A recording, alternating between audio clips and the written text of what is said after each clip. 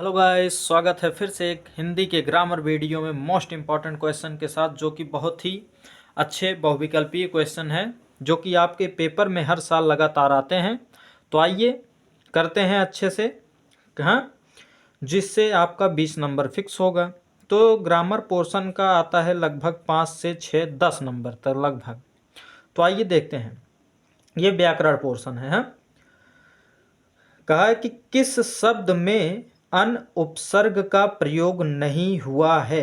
किस शब्द में अन उपसर्ग, उपसर्ग की परिभाषा आप जानते ही हैं कि जो शब्द के पहले जुड़कर अर्थ में परिवर्तन कर दे। पहले, तो देखिए पहले जुड़ेगा ना, तो अन में अनि ये आता है, फिर अन में अनु ये भी आएगा, फिर अनु ये भी आएगा, लेकिन अनुगमन यही जो है आपका करेक्ट आंसर होगा। हाँ, अन उपसर्ग का प्रयोग नहीं हुआ है, तो किस में नहीं हुआ है?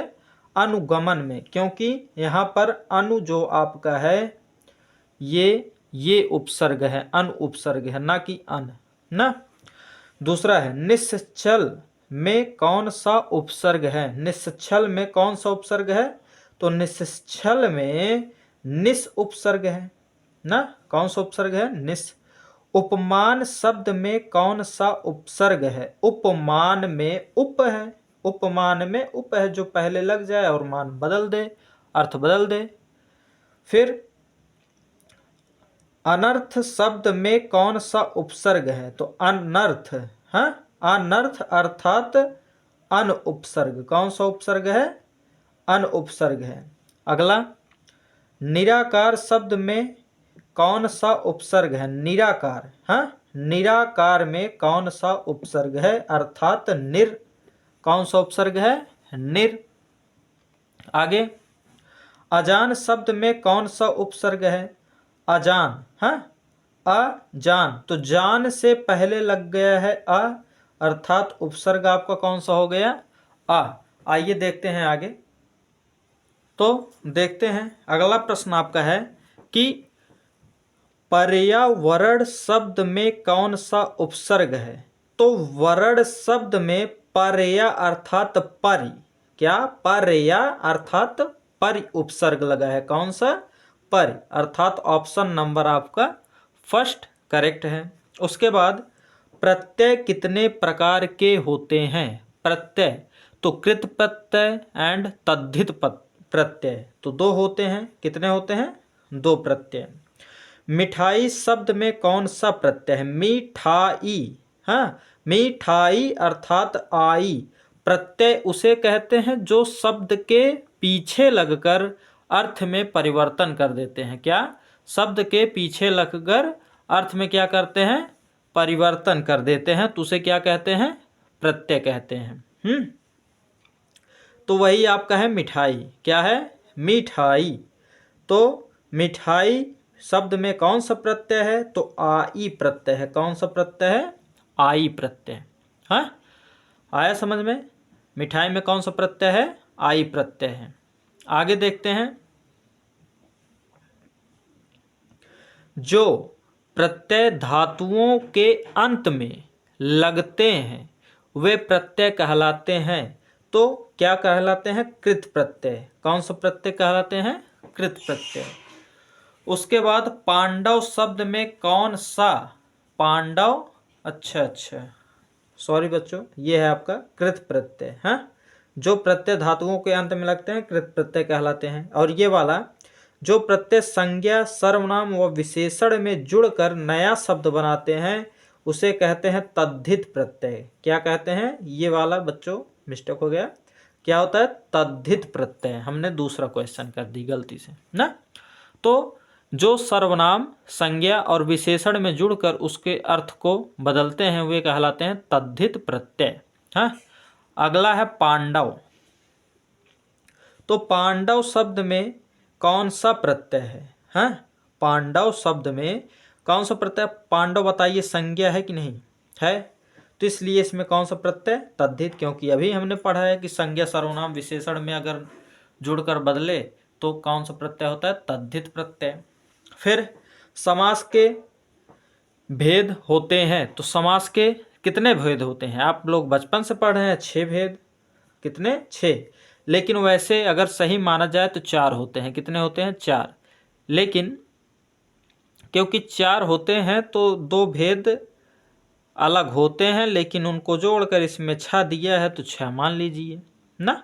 तो समास के भेद होते हैं 6, लेकिन कंपटीशन में आएगा तो कितना लगाएंगे आप? 4।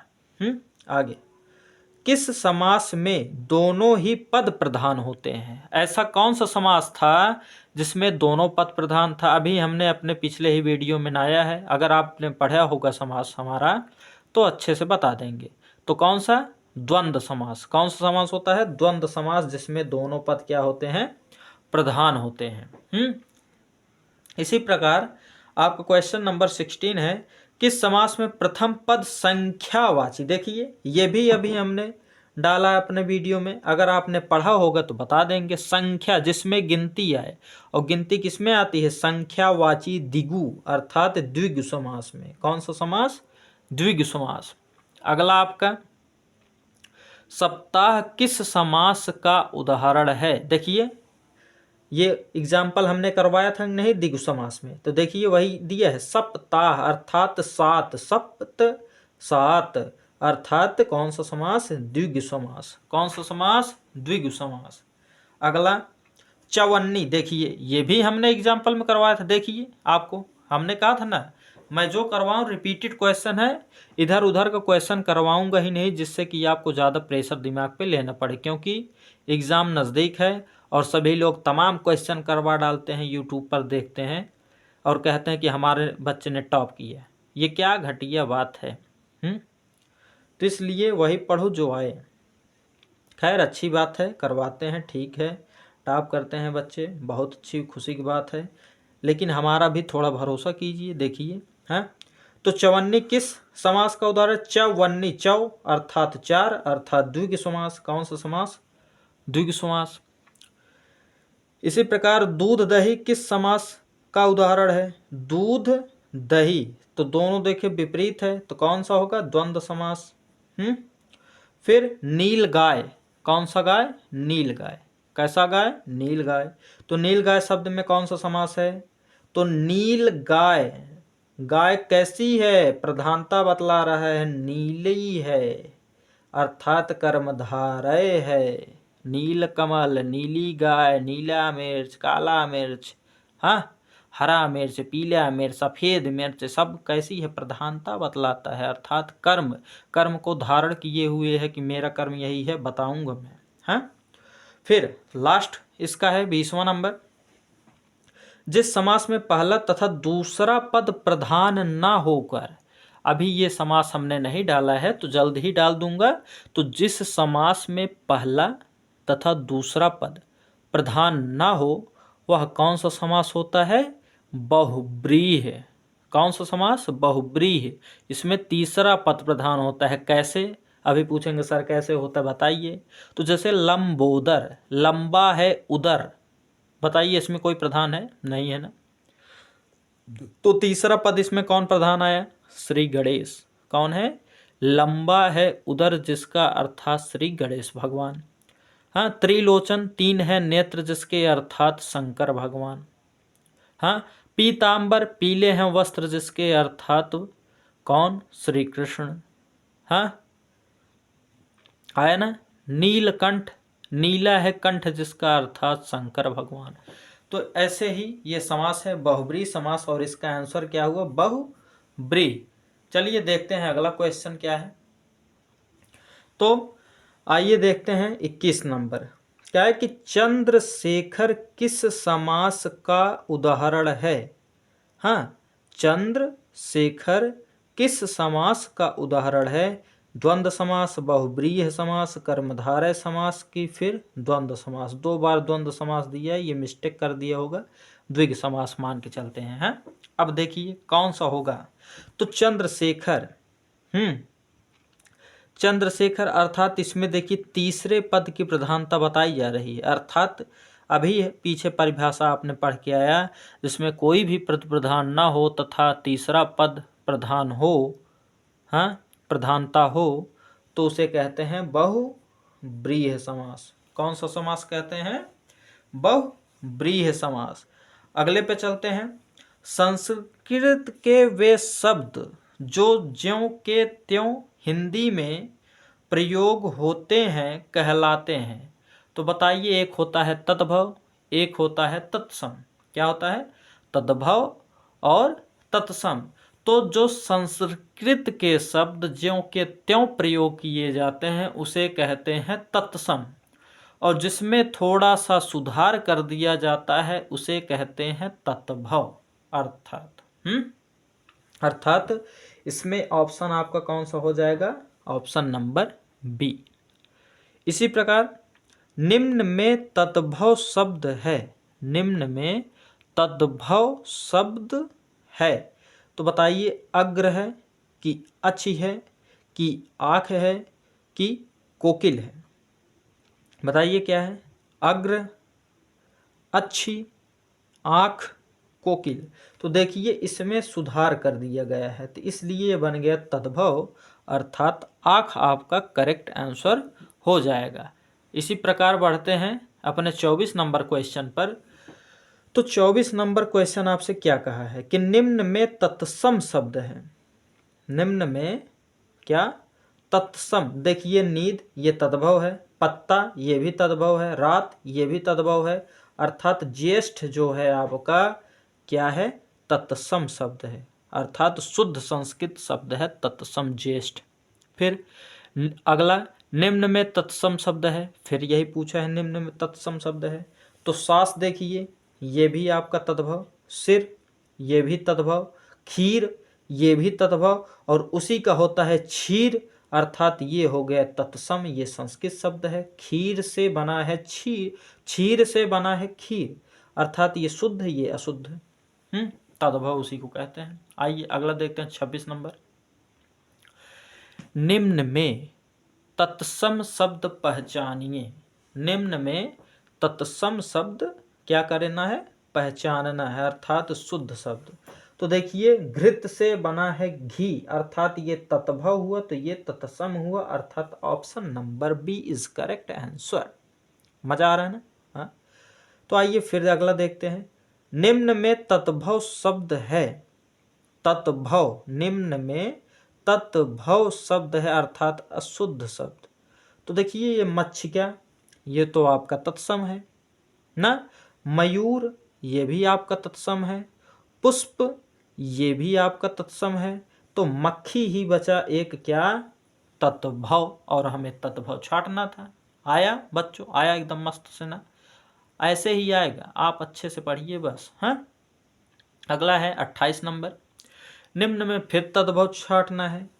तो देखिए दही, दही से बना है, या दधि से बना है दही, अर्थात ये तत्सम हुआ। ये भ्राता, भ्राता को भाई बोलते हैं, तो ये भी तत्सम हुआ। लक्ष्य ये भी तत्सम। तो बचा क्या आपका? दही। फिर option number B is correct ना। अगला, फिर निम्न में तद्भव छांटना है, तो तद्भव फिर छाटिए। हस्त देखिए, हस्त हाथ, तो ये तत्सम हुआ। सत्य ये भी तत्सम हुआ, स्वप्न ये भी तत्सम हुआ। तो बचा लाख, तो क्या हुआ आपका? तद्भव हो गया, अर्थात option number D is correct. क्षीर, पय, गोरस किसके पर्यायवाची हैं? क्षीर, अब देखिए क्षीर अभी आप पढ़ के आए हैं, किसका है? दूध को कहा जाता है, अर्थात इसका पर्यायवाची दूध हो जाएगा। क्षीर पय गोरस, क्षीर पय गोरस। हाँ, देखिए कितना आसान और कितना अच्छा क्वेश्चन है, ऐसा यूट्यूब पर किसी ने करवाया ही नहीं होगा। हाँ, तो इसलिए अच्छे से देखिए, अच्छे से तैयार कीजिएगा। अगला, लोचन, लोचन मतलब आप वैसे ही जानते हैं आँख, अर्थात इसमें जो आँख होगा वही आँख का पर्यायवाची हो गया।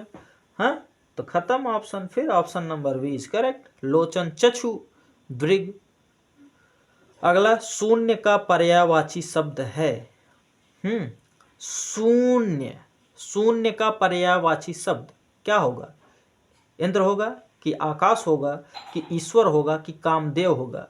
आप सुने हैं कि शून्य हो जाते हैं आकाश में जाकर लोग, अर्थात इसका पर्यायवाची आकाश है। क्या है? आकाश। अगला है तट, तीर तथा कूल किसके पर्यायवाची हैं? हाँ, तो किनारा के हैं। बताइए, तट मतलब किनारा, हाँ, तो जब हो गया नारा बराबर हो गया इनारा, हाँ, अर्थात ऑप्शन नंबर आपका पहला ही सही हो गया है ना। मजा आया। अगला क्वेश्चन नंबर 34। ये 2 क्वेश्चन और है, बस 35 क्वेश्चन की श्रृंखला थी। देवता का पर्यायवाची शब्द, देवता। आप बताइए, क्या बताए? ऐसे ऐसे क्वेश्चन है, इतना सरल सरल ना। देवता, देवता है अमर, जिसे खा लिए हैं अमर बेल, हो गए अमर, अर्थात ऑप्शन नंबर फर्स्ट। हाँ, अगला धरा। अब बताइए, धरा आ गया, जैसे ही धरा आया आपको पृथ्वी वैसे ही नजर आया। दूसरा चीज ना धरा तो वसुधा भी आ गया, तो तुरंत हो गया पृथ्वी धरा वसुधा, पृथ्वी धरा भूमि। हाँ, तो ऑप्शन नंबर बी। इसी के साथ दोस्तों हुआ क्वेश्चन समाप्त, और मिलते हैं फिर से एक मोस्ट इम्पॉर्टेंट ग्रामर लेक्चर के साथ, हाँ, खंड काव्य के साथ। हाँ, तो ज़्यादा से ज़्यादा चैनल को सब्सक्राइब कीजिए और लाइक कीजिए, अपने दोस्तों में शेयर कीजिए और मज़े से तैयारी कीजिए। मिलते हैं नेक्स्ट मोस्ट इम्पॉर्टेंट वीडियो में। Thank you.